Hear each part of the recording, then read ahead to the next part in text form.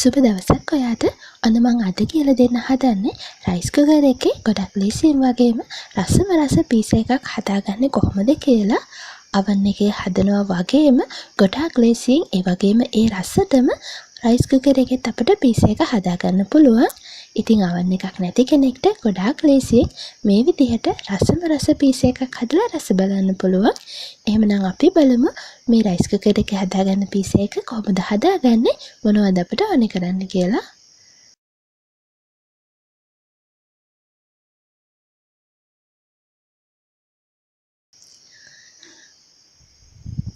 පාන් පිටි ග්‍රෑම් 100ක් මම අරගෙන තියෙනවා. සීනි තේ හැන්දා,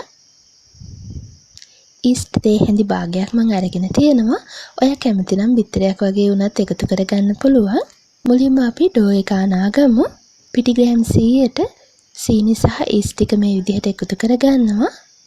වතුර කප් කාලක් විතර සැරින් සැරේ මේ විදිහට දාන ගමන් අතේ ඇලෙන්නේ නැති වෙන පදමේන ඩෝ එකක් අනාගන්න.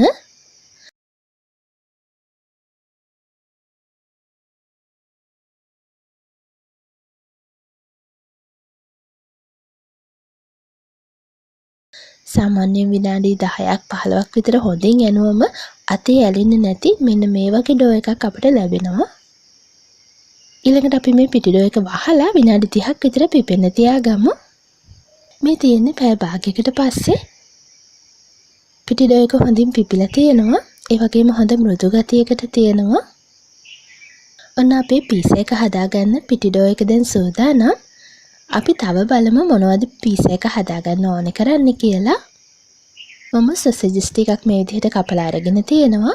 සොසේජස් නැත්නම් මේ වෙනුවට මස් බැදගත්ත මාළු වගේ දෙයක් වුණත් එකතු කරගන්න පුළුවන්.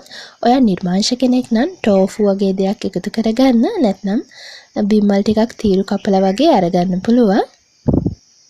තව මාළු මිරිස් කරලක්, තක්කාලි ගෙඩි දෙකක්, බීලුණු ගෙඩියක් ටිකක් ලොකුවට මම කපලා අරගෙන තියෙනවා. මේ තියෙන්නේ පීසා හර්බ්ස්. සුපර් මාකට් වල මේක ගන්න තියෙනවා. අත්‍යවශ්‍ය නැහැ. දැම්මොත් රසයි. තියෙනවා නම් විතරක් ගන්න. පීසා සෝස් එක නැත්නම් තක්කාලි සෝස් ටිකක් ගන්න. ලුණු, ගම්මිරිස් කුඩු, වගේම මොසරෙල්ලා චීස් ටිකක් අපට ඕන වෙනවා. මේ දේවල් ටික තමයි අපට ඕන වෙන්නේ. එමනම් අපි දැන් පීසා එක හදාගමු. මුලින්ම රයිස් කුකර් එකේ අඩිය මම තෙල් ටිකක් තවර ගන්නවා මේ විදිහට.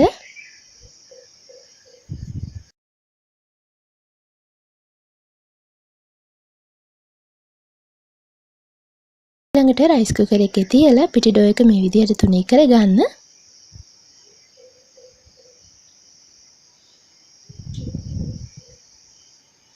ගොඩාක් ඝනකමට පිටි ඩෝ එක තියාගන්න එපා. එහෙම වුණොත් මැද කොටස් තැම්බෙන්නේ නැතිව යනවා.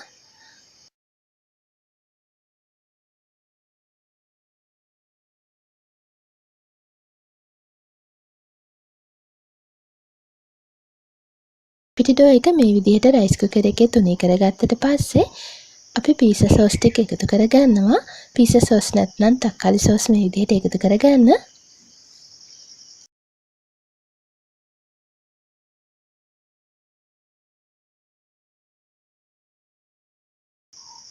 මේ විදිහට සෝස් එක හොඳින් තවර ගන්න.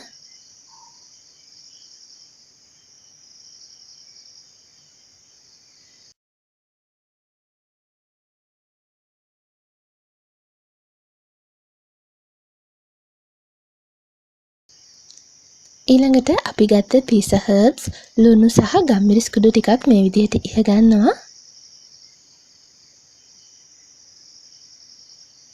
සොසේජස්, මාළු මිරිස්, තක්කාලි, ලුණු මේ දේවල් මේ විදිහට තියාගන්නවා මම.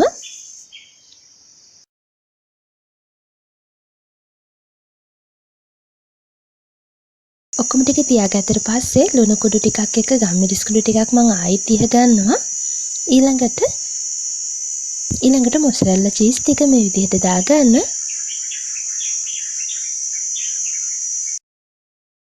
මේක රයිස් කුකර් එකේ තියලා ඔන් කරගමු. රයිස් කුකර් එක ඔන් කරලා වහලා විනාඩි 25ක් විතර තියාගන්න. මේ තියෙන විනාඩි 25කට පස්සේ චීස් ටික හොඳට මෙල්ට් වෙලා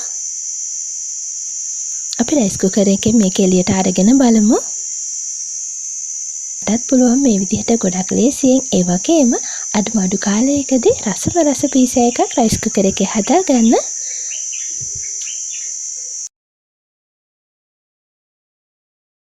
මේ වගේ අලුත් වීඩියෝ දිගටම බලන්න කැමති නම් රස YouTube channel එක subscribe කරන්න. එහෙමනම් මේ වගේ අලුත් වීඩියෝ එකකින් අපි ආයෙම හම්බ වෙමු.